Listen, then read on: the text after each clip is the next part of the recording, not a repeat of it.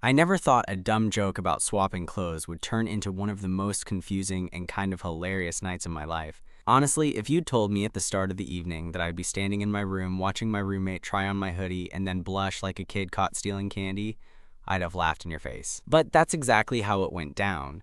So I'm Alex, 27, and I've been sharing a 2-bedroom apartment in the city with my friend and coworker Jamie for about 6 months now.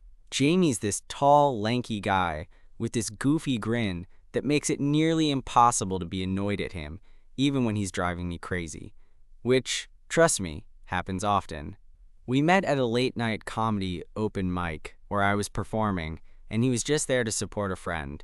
But somehow we clicked immediately. Our friendship was the kind that felt like we'd known each other forever, and sharing a place just sort of made sense. That night, Jamie and I had just wrapped up a pretty exhausting day at work. We were both programmers, mostly stuck behind our screens, and the kind of drained you get when you've been debugging code for hours and your brain feels like mush. We decided to chill with a couple of beers and some takeout, throw on a movie. Pretty standard stuff. The apartment was small but cozy, and the light from the kitchen cast a warm glow into the living room, where we were sprawled out on the couch. Jamie's this guy who can never seem to keep anything serious for too long. In fact, most of our conversations end up somewhere ridiculous. At some point, he got this mischievous look in his eyes and, out of nowhere, says, "Hey, you ever wonder what you'd look like in my clothes? Bet I'd rock your style better." At first, I just laughed it off like, "Dude, you're hilarious." But then he got up and actually tried to pull my hoodie over his head. Now, my hoodie is one of those oversized ones I practically live in, soft and a bit stretched out from too many washes. So seeing Jamie, who's way skinnier and taller, struggling to get his arms through the sleeves was kind of funny.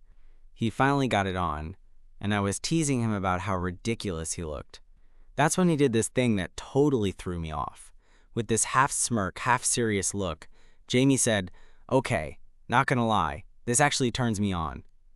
I blinked. I mean, I thought I misheard him at first. I looked at him, standing there in my hoodie, cheeks flushed, and honestly, I was kind of stunned. I'm not exactly the most experienced when it comes to feelings and flirting, especially with Jamie. We'd always been close, but this was new territory. So yeah, that moment was weird, confusing, and honestly kind of exciting all at once. And that was just the start of what turned into an evening full of awkward confessions, unexpected laughter, and something I didn't see coming, but probably should have. But I'm getting ahead of myself. Let me backtrack a bit and tell you how things got to that point, because this isn't just about a hoodie or a joke gone sideways. It's about how sometimes the smallest things can crack open parts of yourself you didn't even know were there. I wasn't sure how to respond at first. I mean, the guy who I'd shared everything from late-night pizza runs to bad movie marathons with just admitted that something as simple as wearing my hoodie turned him on. Was this some kind of weird joke? An attempt to mess with me? But the way he looked at me, like, really looked, made me realize he wasn't kidding. "Wait, seriously?" I asked, raising an eyebrow. "You're not just messing with me?" Jamie shrugged, his usual easy grin replaced by something softer, more vulnerable. "Not really. I don't know. It's stupid, probably. But yeah." He shifted awkwardly, like he wasn't sure if he should keep talking or retreat. "I guess I've always thought your style was kinda cool. And wearing your stuff feels different. Comfortable, but also kind of intimate, you know?" I nodded, trying to process this. Jamie wasn't exactly the type to open up easily, so this felt like a rare moment.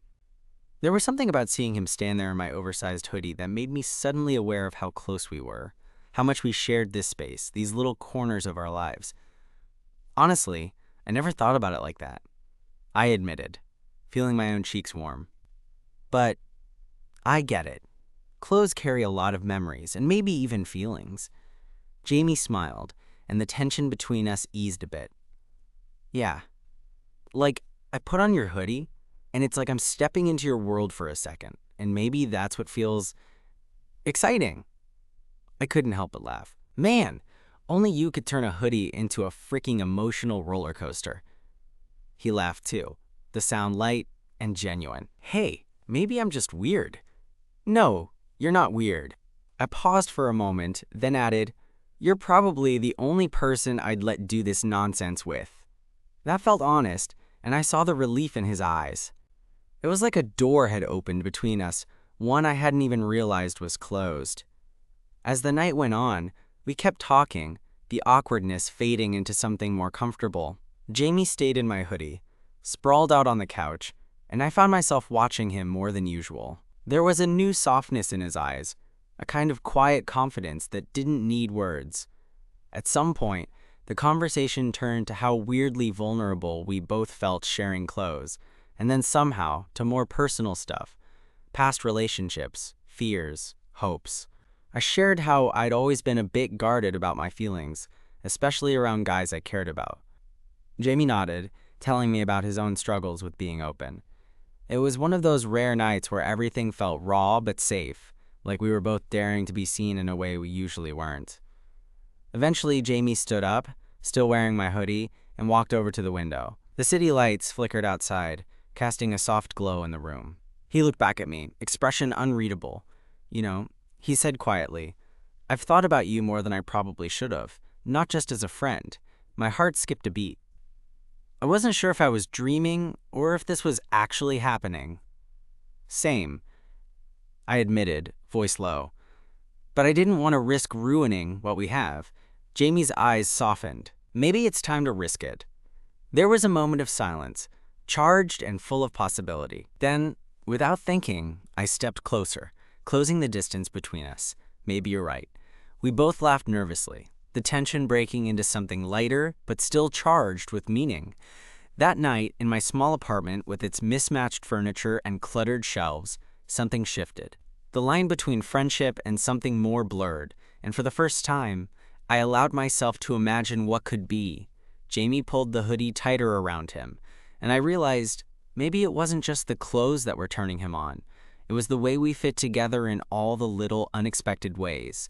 And honestly, I was more than ready to see where this went.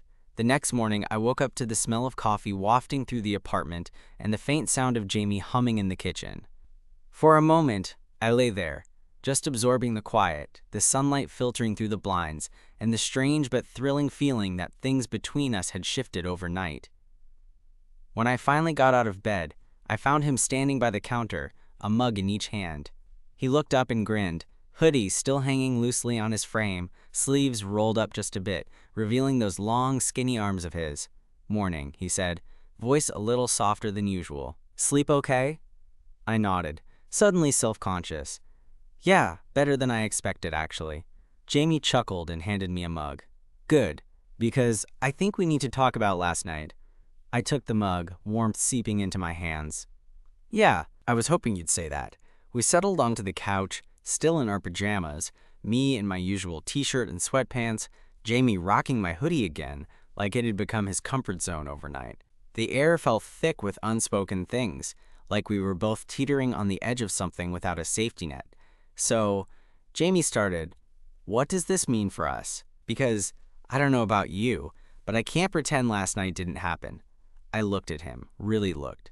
His eyes were searching, hopeful, but also nervous. It was like he was waiting for me to decide if this was a bridge worth crossing or a line better left uncrossed. "I guess I've been scared," I admitted, "of messing up what we have. You and me, as roommates and friends. But honestly, I don't want to keep pretending I'm not interested in seeing where this could go." Jamie smiled, relief flooding his face. "I've been scared too, but maybe fear hasn't gotten us very far." We laughed, the tension easing just a bit. Then he reached out, brushing a stray lock of hair from my forehead. "So, should we try this?" he asked quietly. I nodded, heart pounding. "Yeah, let's see what happens." From there, things unfolded almost naturally. We spent the next few days navigating this new dynamic, a blend of friendship and something more. Our conversations got a little deeper, touches lingered longer, and mornings started with casual smiles instead of just hurried hellos. One afternoon, Jamie surprised me by suggesting we go thrift shopping. "I want to find something for you," he said, eyes twinkling. We wandered through racks of clothes, laughing at ridiculous shirts and debating over vintage jackets. When Jamie pulled a soft, worn denim jacket off the rack and held it up to me, I noticed the way he looked at me, like he wanted to see me in it, like it was a piece of something he wanted to share. "I think you'd look good in this," he said. I tried it on, the fabric familiar but new when worn like that. Jamie nodded approvingly, then hesitated before asking, "Can I try it on too?" I grinned. "Sure, but only if you let me borrow your beanie later." We ended up swapping clothes again, but this time it didn't feel like a joke or a dare. It felt like a quiet way of saying, "I'm here, I see you," without words. That night, as we lay on the couch watching a dumb action movie, Jamie leaned his head on my shoulder. It was the kind of comfortable closeness that felt like home. "So," he murmured, "how weird is this? Us, like this." I smiled, feeling a warmth spread through me. "Honestly, it's the best kind of weird." Over the next few weeks, our relationship bloomed in small, steady ways. We started holding hands when we walked to the grocery store, sharing playlists, and cooking dinner together more often.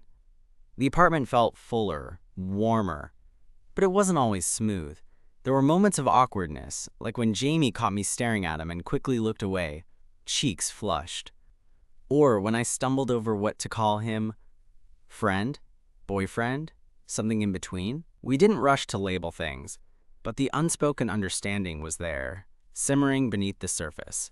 One evening, after a particularly long day at work, Jamie surprised me by showing up at my door with a bottle of wine and that same goofy grin. "Thought we could use a break," he said, stepping inside. We curled up on the couch, wine glasses in hand, the city lights sparkling outside. As the night deepened, our conversation drifted to dreams and fears and everything in between. "I'm glad we took this chance," Jamie said softly. "I was scared to tell you how I felt, but now I don't want to imagine life without you." I reached out, fingers brushing his cheek. "Same here. You've become the best part of my days." He smiled, eyes shining. "So, what's next for us?" I thought about it, about the hoodie, the swapped clothes, the laughter, and the quiet moments between. Whatever we want, really. One step at a time. Jamie nodded, pulling me closer. "Yeah, one step at a time." As we sat there, wrapped in each other's arms, I realized that sometimes the weirdest, most unexpected moments, like a joke about wearing someone else's clothes, can lead to something real, something worth holding on to. And honestly, I wouldn't change a thing. For the most part, things between Jamie and me fell into this easy rhythm that felt both new and familiar. Like we'd taken a friendship that was already comfortable and just layered it with something more. But of course, life being life, it wasn't always smooth sailing. Sometimes the smallest things would trip me up. Little moments where I'd catch myself overthinking what this all meant or how to act without messing everything up. One Saturday afternoon, Jamie and I decided to go for a walk through the neighborhood park. It was one of those rare sunny days that felt like a gift after weeks of gray skies and cold rain. We'd each grabbed some coffees from the corner shop, and Jamie was still wearing one of my oversized shirts, the sleeves rolled up just right. We found a bench near the pond and sat down, watching ducks paddle through the water and kids chasing after bubbles. Jamie nudged my shoulder playfully. "So," he said, "how weird is it that this all started because I tried on your hoodie as a dumb joke?" I laughed. "Yeah, that's a pretty ridiculous origin story for a relationship, huh?" He smiled, that goofy grin that still made my heart skip. "But I'm glad it did. Otherwise, I'd probably still be too scared to say any of this."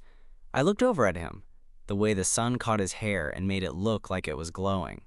"You mean all the feelings? The turns me on hoodie moment?" Jamie chuckled, then grew quiet for a second. "Yeah, that. It was weird, but honest. And honestly, it made me realize I was hiding from stuff I shouldn't have been." I nodded because I felt the same way. It's funny how sometimes the dumbest, most unexpected things can be the ones that crack you open. We sat there for a while, just watching the world go by. I felt Jamie's hand brush mine, and I didn't pull away. Instead, I intertwined my fingers with his, feeling the warmth and comfort of it. After a bit, Jamie's expression shifted. Something more serious, more thoughtful. "Do you think things will get weird with other people? Like, when we're out and about?" he asked quietly. I understood immediately what he meant. Would we be able to hold hands openly? Could we kiss without feeling like we had to hide it? It was a new world for both of us. And honestly, I hadn't fully thought it through. "I don't know," I admitted. "But if it gets weird, we'll figure it out together. I want to be with you, Jamie. That means I want to stand by you no matter what." He smiled, small but genuine, and squeezed my hand. Because I'm kind of done hiding how I feel. That honesty between us, it was like the last wall came down. After that, things felt less fragile, more solid. A couple weeks later, Jamie surprised me again, this time with tickets to a small local concert. We'd talked about going for ages, but never got around to it. The band wasn't a big deal, but the idea of going with him felt huge. That night, walking to the venue, Jamie reached for my hand. My heart did that stupid flip-flop thing again. Inside, the music was loud and the crowd was buzzing, but all I could focus on was the way Jamie looked when he smiled at me between songs. There was a kind of freedom in that moment, a feeling I wanted to keep forever. During a quieter song, Jamie leaned in and kissed me. It was soft, tentative, but full of everything we'd been holding back. When we pulled apart, I grinned. I still can't believe this started with you in my hoodie." He laughed, eyes sparkling. "Yeah, who knew oversized clothes could be so powerful?" The days that followed felt like a whirlwind. We started telling a few close friends about us, and while there were some awkward conversations, overall the support was better than I expected. Still, not everything was sunshine and roses. There were moments when old insecurities crept up, like when Jamie hesitated to post pictures of us on social media, or when I caught myself worrying if I was enough for him. But each time, we talked it out, no drama, just honest conversations that brought us closer. One night, a few months in, we were sitting on our tiny balcony, sharing a bottle of cheap wine and watching the city lights glitter below. Jamie turned to me, a little serious. "Do you ever think about the future? Like, what us looks like down the road?" I took a sip and thought, "Yeah, I do. And honestly, I want it to be something real. Something lasting. I want to build that with you." He smiled, relief washing over his face. "Me too." In that moment, I realized how far we'd come, from a joke about swapping clothes to something deeper than either of us expected. Life wasn't perfect, and we still had a lot to figure out. But with Jamie by my side, I felt ready to face whatever came next. Sometimes the most unexpected moments, not the big grand gestures, but the small, honest ones, are the ones that change your life. And sometimes it's as simple as a hoodie. It was late one evening, one of those nights where the city feels quieter, like it's holding its breath, and Jamie and I were curled up on the couch, the kind of comfortable silence wrapping around us that only comes with familiarity. We'd been dating for a few months now, and while nothing about us was rushed, everything felt like it was moving in the right direction. I was scrolling through my phone, absent-mindedly, when Jamie nudged me. "Hey, remember that hoodie swap thing? The whole reason we even talked about this stuff?" I looked over, a grin spreading across my face. How could I forget? It's like the origin story of our weird little romance. He laughed softly, then got serious. I was thinking about it, about how clothes can be kind of like armor, Like, when you wear something that belongs to someone else, it's like stepping into their world. I nodded, intrigued. Yeah, it's weirdly intimate when you think about it. Sharing clothes isn't just about the fabric. It's about trust, stepping closer. Jamie shifted, eyes thoughtful. I've always been guarded, closed off in ways I didn't even notice. But with you, it's like I'm learning how to open up. I reached out, fingers brushing his hand. Same here. You make me want to be better, to be braver. There was a pause, this quiet moment that stretched between us, filled with everything neither of us said out loud. Then Jamie's voice dropped a bit. "Sometimes, when I put on your clothes, I don't just feel close to you. I feel seen, like someone's finally paying attention." That hit me harder than I expected, because I'd spent years feeling invisible in my own way, tucked behind jokes and sarcasm, and a carefully constructed mask. "Yeah?" I whispered. "Yeah." He smiled, but there was a vulnerability there I didn't want to rush past. And it scares me, because I'm not used to it, not used to feeling like this. I squeezed his hand. It's scary for me too, but maybe scary is the price we pay for something real. Jamie's eyes met mine, searching, questioning. Do you think we're ready for that? For real? I thought about all the late-night talks, the shared meals, the tiny moments of tenderness that had become our routine. We're more ready than we know, I said. Maybe we don't have all the answers yet, but I want to figure it out with you. He smiled, this slow, genuine smile that made my chest tighten. Good, because I'm tired of hiding who I am, and I want to be with someone who gets that. There was a knock on the door, breaking the moment. I got up to answer, and standing there was Mark, a friend from work, someone Jamie and I both knew casually but hadn't seen much of together. Hey you guys, Mark said, stepping inside. Thought I'd drop by. Hope that's cool. Jamie and I exchanged a glance, the easy bubble between us a little disrupted but not burst. Yeah, come on in, I said, stepping aside. Mark smiled, looking between us. Looks like you two are pretty cozy. Jamie laughed nervously. Yeah, we've been hanging out. Mark raised an eyebrow playfully, then pulled out 2 beers from his bag. Thought you might want these. As the evening went on, the 3 of us talked and laughed, but I couldn't help noticing the way Mark kept sneaking glances at Jamie. There was something in his eyes, a spark, maybe, that set off a small alarm in my chest. Later, after Mark left, Jamie and I sat in the quiet apartment again. Do you think Mark likes me? Jamie asked, voice low but direct. I hesitated. Maybe. Why? Jamie shrugged but didn't look away. I don't know.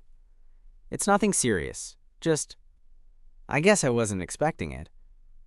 I reached for him, pulling him close. Hey, he might be cute or whatever, but you're the one I want. Jamie smiled, leaning into me. Good. Because I'm not going anywhere. That night, as we lay tangled up in each other, I realized that trust wasn't just about sharing clothes or feelings. It was about facing the unknown together, being honest even when it's uncomfortable, and choosing each other over everything else. The hoodie joke that started it all had turned into a love story neither of us saw coming, but now that it was here, I wasn't letting go. Not for anything. The days after Mark's visit felt different, though nothing had really changed on the surface. Jamie and I kept our usual routines, work, meals, Netflix marathons, but there was this undercurrent of something unspoken, a tension I couldn't quite shake. I found myself watching Jamie more closely, trying to read the small signs, the flickers in his eyes when his phone buzzed or when we passed someone on the street. It wasn't jealousy, exactly, more like cautious curiosity mixed with a protective instinct I hadn't expected to feel so strongly. One evening, we were sitting on the couch, Jamie still in one of my shirts, and I decided to break the silence. Hey, I said, nudging him gently. About Mark.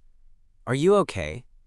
Jamie looked at me, that familiar softness in his gaze, but with a flicker of uncertainty. Yeah. I mean, I think he likes me. But it's nothing serious. He's just being friendly. I nodded slowly, but my mind was racing. It was the first time I realized that having feelings for someone meant dealing with all the messy parts, the possibilities of other people's feelings getting tangled in ours. Do you want to talk about it? I asked. Jamie shrugged, fiddling with the hem of my shirt. I don't know. I guess I'm still figuring stuff out, like what I want, who I am. It's confusing. I reached out, taking his hand, feeling the warmth and the slight tremble. I get that. I'm figuring myself out too. But whatever happens, I want us to be honest with each other. He smiled, a little relieved. Yeah, me too. Over the next few weeks, we made a conscious effort to be more open about our feelings, our fears, even the awkward moments. One night, as we cooked dinner together, Jamie accidentally burned the sauce and laughed it off. Guess I'm not the best chef, he said, grinning. I shook my head, smiling. Hey, if you keep trying, you'll get there. Plus, I like that you're willing to mess up in the kitchen with me. He looked at me, eyes sparkling. It's easier when you're around. That simple statement made my heart skip. Because it wasn't just about food or clothes anymore. It was about being seen and accepted, flaws and all. Then came the moment that really surprised me. We were lying on the bed after a long day, the city sounds humming outside the window. Jamie turned to me, his expression serious but tender. "Alex," he said quietly, "I want to meet your family, if that's okay." I blinked, caught off guard. I'd been nervous about that exact thing. Introducing him to my parents felt like a big step, a real test of how far we'd come. "Yeah," I said after a beat. "I want that too." A week later, Jamie came with me to my parents' place. The whole car ride there, I was a bundle of nerves. What if they didn't like him? What if things got awkward? But when we arrived, my mom opened the door with her usual warm smile, and my dad followed behind, giving Jamie a friendly nod. "Alex has told us a lot about you," my mom said, pulling Jamie into a hug. "It's so nice to finally meet you." Jamie's smile was genuine but shy. "Thanks. I'm happy to be here." Dinner was a mix of laughter and easy conversation, and for once, I felt like I was living in a movie where everything just worked out. My parents asked Jamie questions about his work, his hobbies, and even teased him about his tendency to steal my clothes. "That's our boy," my mom joked. After dinner, Jamie and I stepped outside to say goodbye under the stars. He took my hand, squeezing it gently. "That went better than I expected," he said. "Yeah," I agreed. "I'm proud of us." We walked back to the car, the night feeling full of possibilities. Back at the apartment, things didn't suddenly get perfect. In fact, there were new challenges. Balancing work stress, personal insecurities, and the awkwardness of being a couple in a world that didn't always get us wasn't easy. But through it all, Jamie and I kept choosing each other. One rainy evening, after a particularly rough day, Jamie surprised me by showing up with an umbrella and my favorite takeout. "I figured you could use a break," he said, smiling despite the drizzle. We sat on the couch, sharing food and warmth, and I realized that love wasn't about grand gestures. It was about the small, consistent moments, showing up, being patient, making space for each other's messiness. As the weeks turned into months, Jamie and I built something real and quiet and resilient. The hoodie that started it all became a symbol, not just of a joke or a crush, but of trust, vulnerability, and the messy, beautiful journey we were on together. And honestly, I couldn't wait to see where it took us next.